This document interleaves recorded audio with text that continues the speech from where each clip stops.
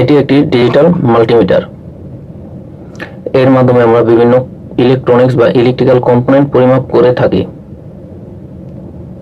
এগুলো হলো মাল্টিমিটারের প্রুফ।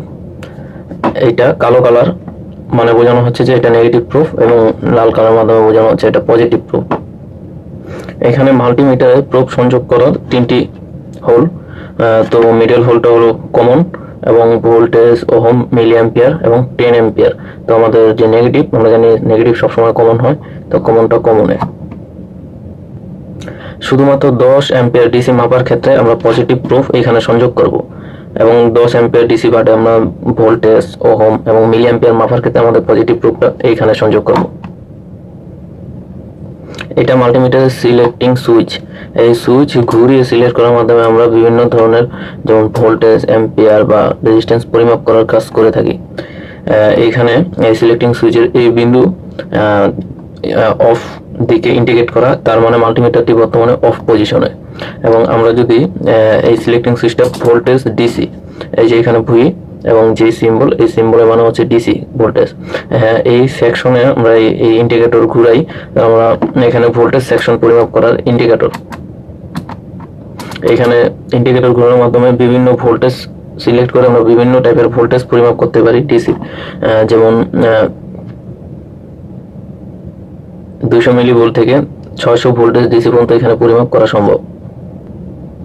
এবং এখানে ভোল্টেজ এবং পাশে একটা সিম্বল, এই সিম্বলের মানে হচ্ছে এটা এসি ভোল্টেজের সিম্বল। এবং সিলেক্টিং সুইচ ঘোরানোর, এইখানে ঘোরানোর মাধ্যমে আমরা 600 থেকে 200 এসি ভোল্টেজ পরিমাপ করতে পারি। এবং এই সেকশনের নিচে যে সেকশনটা এখানে ব্যাটারি লেখা, এইখানে 1500 মিলি ভোল্ট থেকে 9 ভোল্ট ইন্ডিকেট করা। এই সেকশনের মাধ্যমে আমরা 9 ভোল্ট থেকে 1500 মিলি ভোল্ট পর্যন্ত ব্যাটারি পরিমাপ করতে পারি।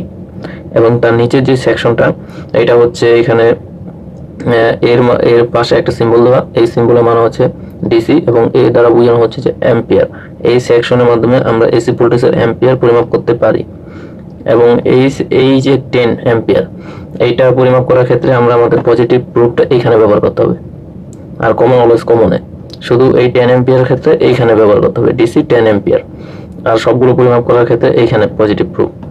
এবং এই সেকশনটা হলো রেজিস্ট্যান্স পরিমাপ করার সেকশন।